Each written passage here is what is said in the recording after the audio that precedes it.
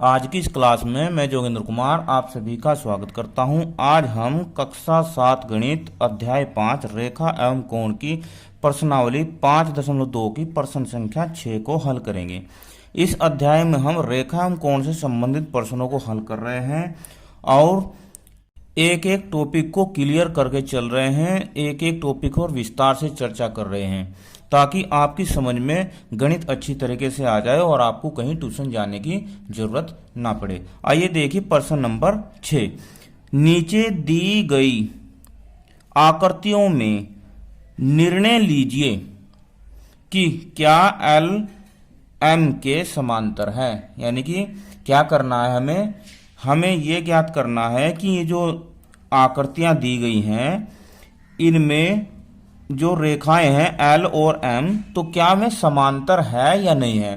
इस प्रश्न को हल करने से पहले हमें यह जानना जरूरी है कि जब दो रेखाएं समांतर होती है और उन्हें कोई एक रेखा प्रतिच्छेद करती है तो उसे क्या कहते हैं और उन रेखाओं के बीच में कैसे कैसे कोण बनते हैं और उनकी क्या क्या स्थितियां होती हैं। आइए देखते हैं। अब ये देखिए, ये दो रेखाएं L और M समांतर है। समांतर रेखाएं उन्हें बोलते हैं जैसे रेल की पटरी होती है, दोनों रेखाओं के बीच की जो दूरी होती है वह समान होती है। वे लाइन कहीं तक भी जाए उनके बीच की जो दूरी होती है वे समान होती है, इसलिए इन्हें समांतर रेखाएं बोलते हैं। अब ये जो रेखा है ये इन दो रेखाओं को क्रॉस कर रही है, काट रही है, तो इस रेखा को बोलते हैं तिर्यक छेदी रेखा। अब जब ये तिर्यक छेदी रेखा इन रेखाओं को काट रही है तो ये चार ऊपर कोण और चार नीचे कोण बना देती है।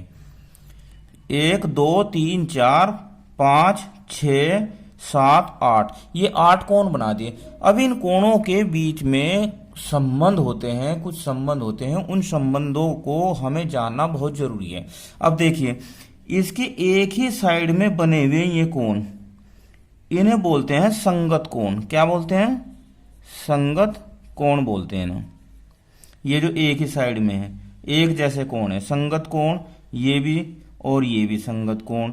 ये 2 और ये 6 और ये 4 और ये 8, ये कोण संगत कोण कहलाते हैं। अब ये जो इसमें अंदर कोण है, ये जो अंदर की साइड है 3 4 5 6, इन्हें अंतः कोण बोलते हैं। क्या बोलते हैं? अंतः कोण। और ये जो बाहर के कोण है 1 2 और ये 7 8, इन्हें बाह्य कोण बोलते हैं। अब ये जो एक आप देख रहे होंगे जेड आकार बनना है, क्या बनना है? जेड आकार। तो इसके जो ये कोण बनने हैं 3 और ये 6, इन्हें बोलते हैं एकांतर कोण। क्या बोलते हैं? एकांतर कोण। ऐसे ही इधर 4 और ये 5, ये एकांतर कोण होते हैं। कौन से कोण होते हैं? अंतः, अंदर वाले, अंतः एकांतर कोण। क्या होते हैं? अंतः एकांतर कोण। तो अब हमें सीधी सीधी बात है, हमें ये जानना जरूरी है कि वे रेखाएं समांतर है या नहीं है। तो समांतर रेखाएं तब होती है जब संगत कोण बराबर होते हैं। एक तो कंडीशन ये है, अगर उसमें संगत कोण बराबर हैं आपस में, जैसे 1 के बराबर 5 है तो रेखाएं समांतर होगी, नहीं तो नहीं होगी। एक और बात, एक ये जो अंदर के कोण हैं ये संपूरक कोण होते हैं। क्या होते हैं? ये संपूरक कोण होंगे यदि रेखाएं समांतर होगी। यानी कि कोण 4 प्लस कोण 6 बराबर होगा 180 अंश। कितना होगा? 180 अंश होगा। अगर ये कंडीशन हो जाती है पूरी तब भी रेखाएं समांतर होगी। और अगर ये संगत कोण बराबर हुए, देखो ये संगत कोण बराबर हुए आपस में, तब भी समान रेखाएं जो हो समांतर होगी। अब ये देखिए, समांतर रेखाओं की कुछ स्थितियां। जब समांतर रेखाओं को एक तिर्यक छेदी रेखा काटती है तो उनकी कुछ स्थितियां देखिए, ये दो रेखाएं समांतर हैं, इन्हें एल रेखा ने काट दिया।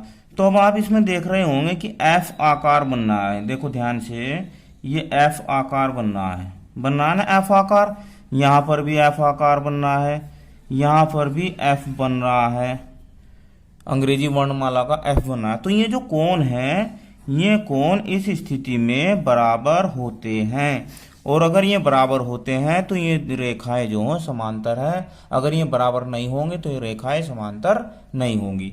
अब दूसरी स्थिति देखिए, जेड आकार। कौन सी? जेड आकार। अब ये देखो, ये रेखाएं समांतर हैं और ये जेड आकार बन रहा है, दिख रहा है ना जेड आकार। तो इसके बीच में ये जो एकांतर कोण है, ये एकांतर कोण बने, ये बिल्कुल बराबर होते हैं अगर रेखाएं समांतर होती हैं। यहाँ भी देखो जेड बन रहा है, तो ये कोण बराबर होंगे। ये देखिए, ये कोण बराबर होते हैं तो रेखाएं समांतर होती है, नहीं तो नहीं होती है। अब हमें इस प्रश्न में सिर्फ यही जानना है कि ये रेखाएं समांतर है या नहीं है। आइए प्रश्न को हल करते हैं। अब देखिए प्रश्न नंबर 6। नीचे दी हुई आकृतियों में निर्णय लीजिए कि क्या एल एम के समांतर है। अब देखिए, ये दो रेखाएं हैं एल और एम, और इन्हें एक एन रेखा क्रॉस कर रही है, काट रही है। ये तिर्यक छेदी रेखा हो गई। तो हमें ये जानना है, हमें ये पता करना है कि एल एम के समांतर है या नहीं है। ठीक है, चलो अब देखते हैं। अब ये देखिए आप, ये कितना कोण दिया है? 44। ये कितना कोण है? 126।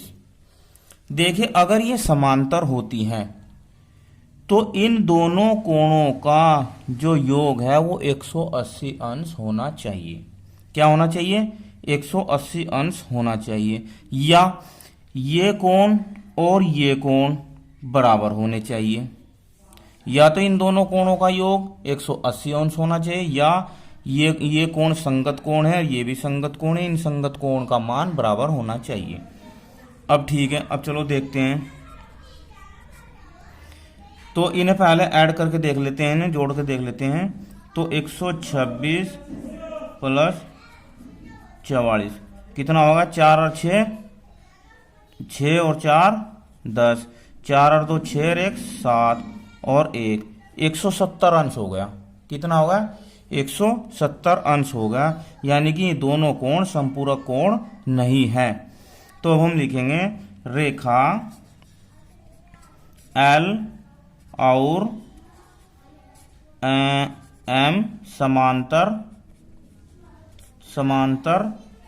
नहीं है, क्योंकि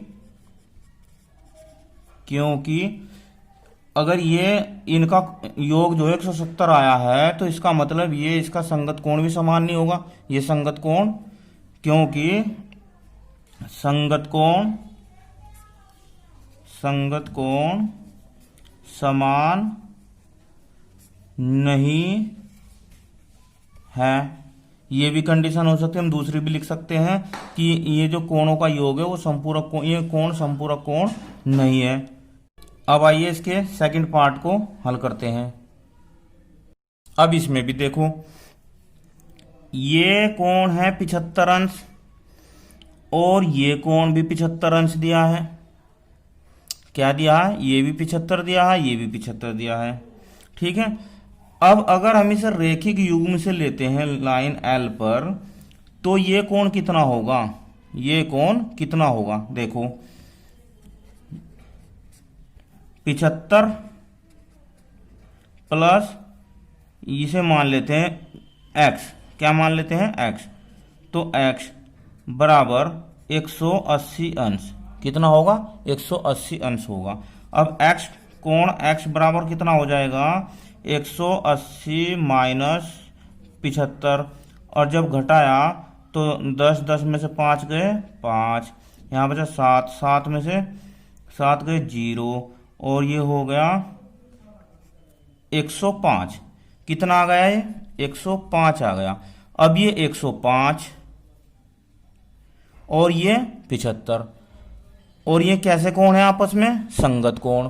तो ये भी बराबर नहीं है, क्योंकि संगत कोण बराबर होने चाहिए अगर वो रेखा एल और एम समांतर होगी। तो यहां लिखेंगे रेखा एल और एम समांतर नहीं है, क्योंकि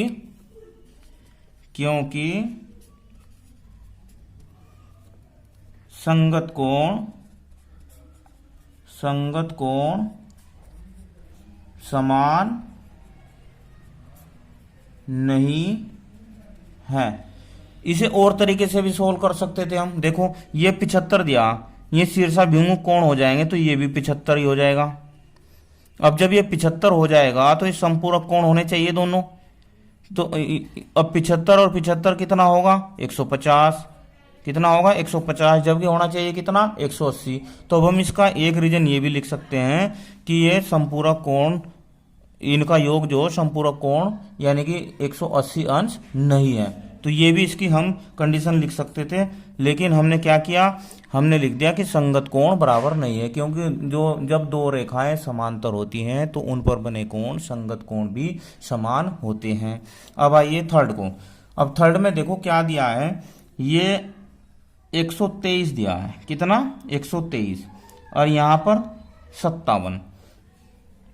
अब जब ये 123 है तो ये कितना होगा, ये कितना होगा, क्योंकि ये रेखिक युग्म हो जाएगा, ये रेखिक युग्म के कोण हो जाएंगे ना। तो हम इसे कैसे सोल्व करेंगे, देखो 123 अंश प्लस इसे भी हम x मान लेते हैं, तो कोण x बराबर कितना हो जाएगा 180 अंश।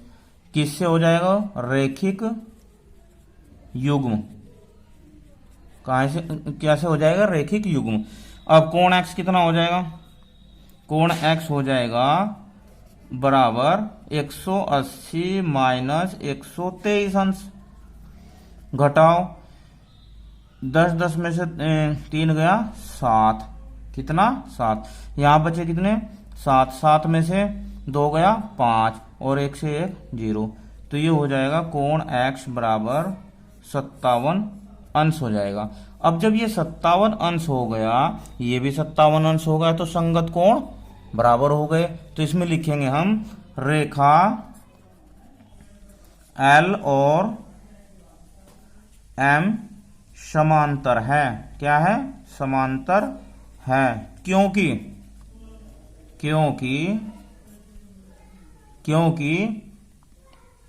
संगत कोण समान है, इसमें संगत कोण समान आ गए ना, इसलिए ये रेखाएं जो है समांतर होगी। आइए अब इसके फोर्थ पार्ट को हल करते हैं। अब ये देखिए, ये आकृति दी है, इसमें ये दो रेखाएं बतानी है समांतर है या नहीं है, इसे भी ऐसे ही हल करते हैं। अब आप ये देखिए, ये कितना दिया है 98, और रेखिक युग्म से ये कितना हो जाएगा, ये कितना हो जाएगा, अगर रेखिक युग्म से लेते हैं तो दोनों कोणों का योग कितना होना चाहिए 180। तो इसे हम x मान लेते हैं, क्या मान लेते हैं x। तो अब देखो 98 प्लस कोण x बराबर 180, किससे लिया हमने, रेखिक युग्म से। अब देखो कोण x कितना आ जाएगा 180 माइनस 98, घटाओ 10 10 में से 8 गए 2, यहां बचा कितना 7, 17 होगा, 17 में से 9 गया, कितना हो जाएगा 8। अब ये देखो कितना आ गया 82, कोण x आ गया 82। अब ये जब x 82 आ गया और होना चाहिए था कितना 72, क्योंकि संगत कोण तो बराबर होंगे। तो देखो अब हम यहां लिखेंगे रेखा L और M समांतर नहीं है, क्योंकि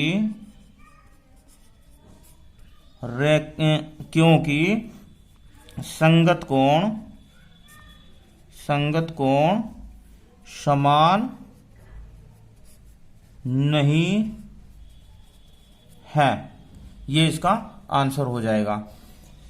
तो अब आपने देखा कि हमने चारों की चारों आकृति में L और M रेखा को समांतर है या नहीं है, ये हमने जांच लिया, ये हमने इनका आंसर ज्ञात कर लिया। इसमें हमने देखा कि संगत कोण यदि बराबर होंगे तो रेखाएं समांतर होगी, नहीं तो नहीं होगी। वीडियो कैसी लगी मुझे कमेंट में ज़रूर बताना।